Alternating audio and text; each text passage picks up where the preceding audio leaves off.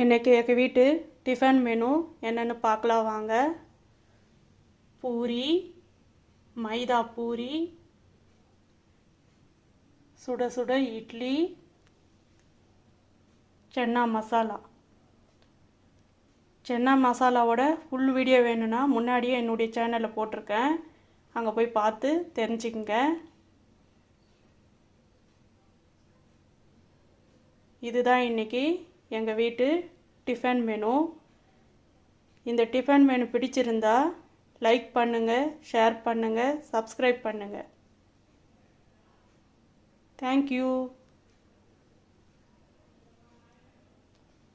சென்னா மசாலாவை நான் செய்கிற மெத்தட்லேயே செஞ்சு பாருங்கள், ரொம்ப டேஸ்ட்டாக இருக்கும்.